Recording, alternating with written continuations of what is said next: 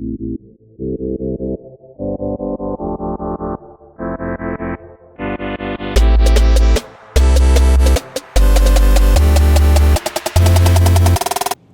what's up everybody? This is Sean with Connecticut Smoke Cigars.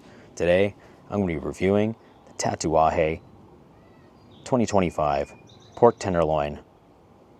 This is a 5 1/8 by 52 ring gauge Robusto Extra. It's a Connecticut Broadleaf wrapper with a double Nicaraguan binder and Nicaraguan filler. This guy is a follow-up to the 2023 release, which was called the Lomo de Cerdo, which basically means pork loin. Haven't smoked that one, but I know the difference between the two is this one's got the Connecticut Broadleaf wrapper, which is, I believe, similar to the 2010 initial release, versus the 2023 had a Mexican San Andreas. This one is been heard called the Red Band Pork Tenderloin. But yeah, I've been looking forward to this one. This one seems to be a pretty popular one, so I'm going to give this a cut and a light and share some of my thoughts. Hey, what's up guys? I'm back. I got this guy lit up. I'm going to give you some of my initial thoughts.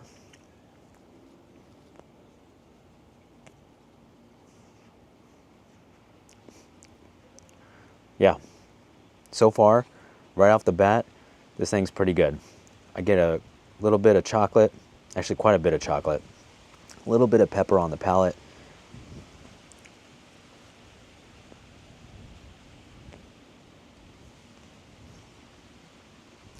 A little bit of sting on the retrohale. I'd say about a 4 out of 10. But definitely getting quite a bit of chocolate on this. Yeah, overall, like starting out, this is pretty good. So I'm looking forward to this. A little bit about the cigar, because this is my first time smoking it right here. But I did look up a little bit of information. Apparently there's only about 5,000 bundles of 25. So I think that's roughly about 125,000 cigars were made for this one. Kind of a cool little thing.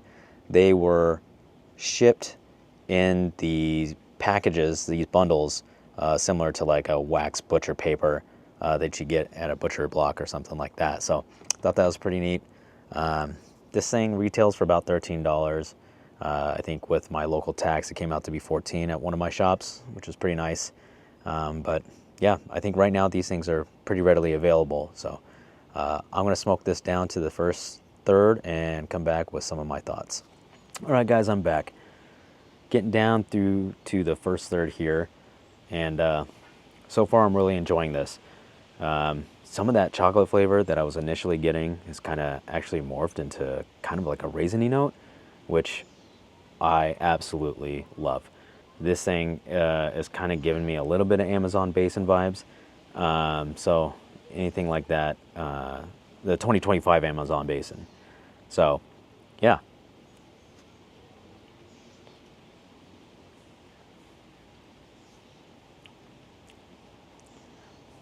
Getting kind of a nutty note. I don't really know like a lot of the differences between all the different notes, but I'm definitely getting kind of like a woodsy, almost cedar note, and a nutty note that's kind of showing up more on the long finish for me, and also that kind of sweet, fruity, dark fruit note that just is kind of in between puffs. It just kind of sits there on the palate for a little bit. Burn line is pretty good. Just a little bit wavy, but overall construction seems great. And I mean, especially with that closed foot, I never know how well I'm toasting that guy when I'm like skipping through that. And then even if I don't toast it, I just kind of light it up and puff on it at the same time. I never know how I'm gonna do. So overall, this thing's doing pretty good.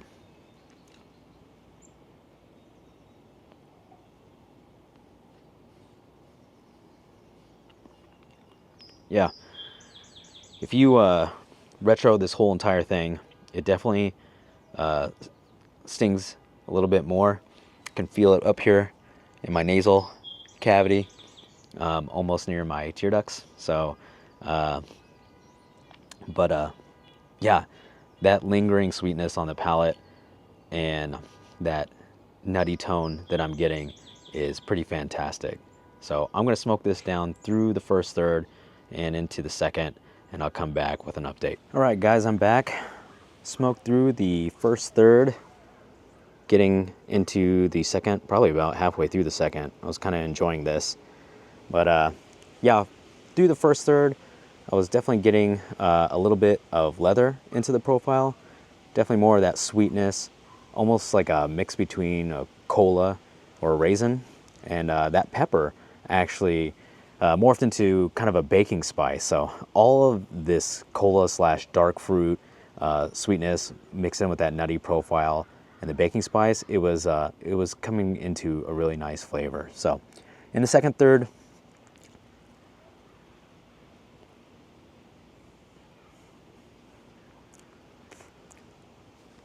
I'm getting a kind of a bready sourdough note mixed in with some of that nutty profile. I'm getting more leather on the retro, and that sweetness that I was getting, still kind of a dark fruit, kind of like just a general sweetness. Not getting any of that chocolate that I was kind of getting at first light up, but getting that more just on the long finish, not so much on the palate, not so much on the retro hail. But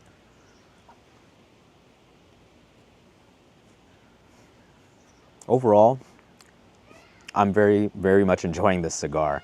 I'll say that all these flavors are bold, very bold. They're just right up front. Every note I'm getting it's not hard to spot, which sometimes is nice. Having not a ton of experience of smoking cigars, only smoking cigars for maybe about a year or so. So bold flavors that are easy to pick up are great, but at the same time, there might be some notes that I'm generally missing. Maybe that chocolate is in there and I'm just not getting it because some of these flavors are just kind of overpowering. But yeah, I'm gonna smoke this down through the second third, down to the band, and get into the final third, and I'll give some of my thoughts, maybe some of my final thoughts. We'll see how it goes. I might want to smoke this down through the final third. If it's anything like the first two, I think I might do that. So we'll see. We'll see how it goes. What's up, guys? I'm back in the final third, getting down to that band, probably just a little bit more. I think I push it down a little bit. You can see that discoloration. Let's see if I can get this off without ashing on myself. Yeah. Overall, still enjoying this cigar. Taking a slight dip in the final third, not too bad.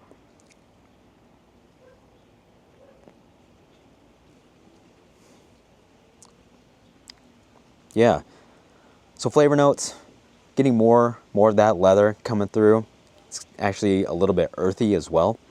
It's also got that bready note in there. And that baking spice, which I'd probably say kind of like a cinnamon, maybe even reminiscent of like a graham cracker. But I don't know. That chocolate note is actually starting to come back a little bit. That raisiny note, that dark fruit cola note has actually kind of gone away a little bit, and it's more of a chocolate note that I was getting at first light up, which is kind of nice. Yeah, not terrible at all. I'm really enjoying this. I think if I was smoking this cigar for myself and not for a review, I probably would start pairing this with a cola, with like a Diet Coke or something like that at this point. Just try to get some of that sweetness, draw it back out, and make it more prominent. So, yeah, overall pretty good. So the thing about it is I don't have a lot of experience with Tatuaje. And that's mainly because I'm not a huge fan of my father who makes this cigar. That's not a knock per se. I just found that my father doesn't really fit my profile or my palate so much. So because of that, I generally avoid Tatuaje. Probably selling myself a little short. I think the one that I smoked that stood out the most was a Havana 6 Lancero, and I think that had a little bit of age on it, so it was a pretty good cigar actually.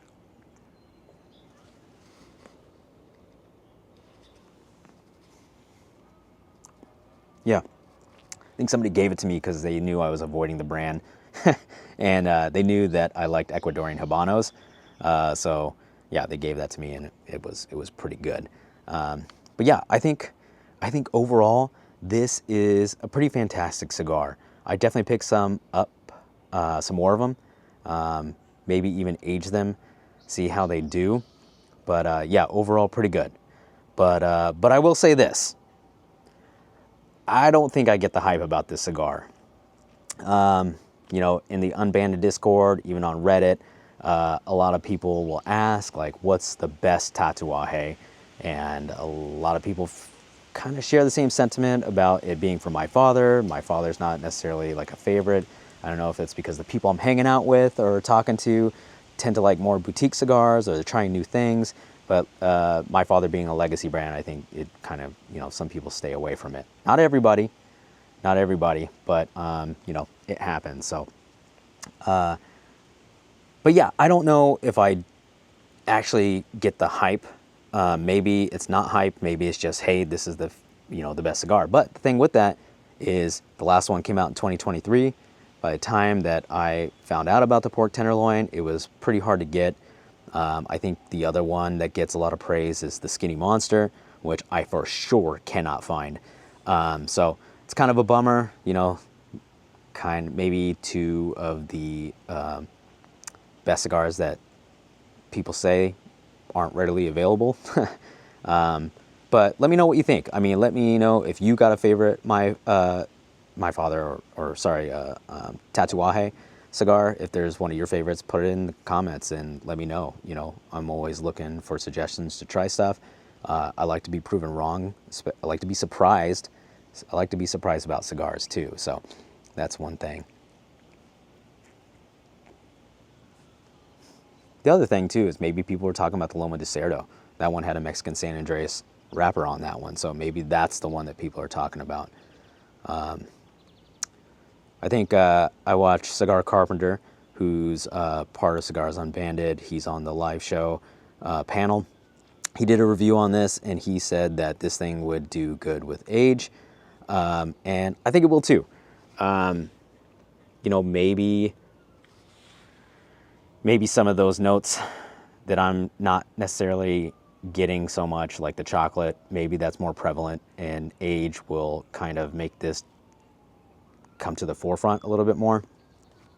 Like I said earlier, this kind of gave me some Amazon Basin vibes. I smoked that in January when it first came out. Heavy on the raisin, cedar, you know, chocolate, all those good things. And then the first and second third are really great. Smoked it again about a month ago, maybe a couple weeks ago, and that kind of changed a little bit too. That dark fruit that's really, you know, big on the Amazon Basin, I wasn't getting so much on the first and second third, and the final third actually turned into something fantastic. So who knows? Maybe age with this can change some of the profile, make it not so bold, make it easier to get some of the nuances out of this. And yeah, but overall, I mean, construction has been great on this.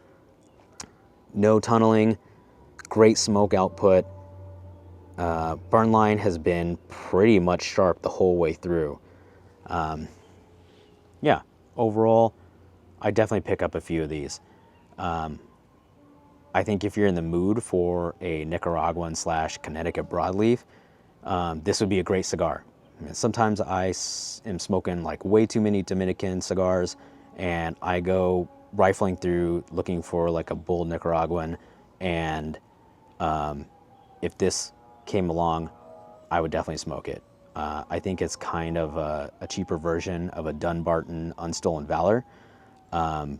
So if you're looking for a palate reset because you've been smoking too many Connecticut's or you've been smoking way too many Dominicans like I tend to do, I think this would be great for that.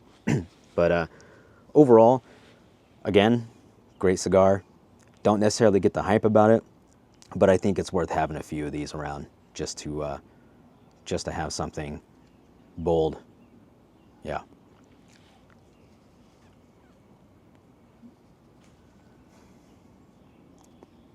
Yeah.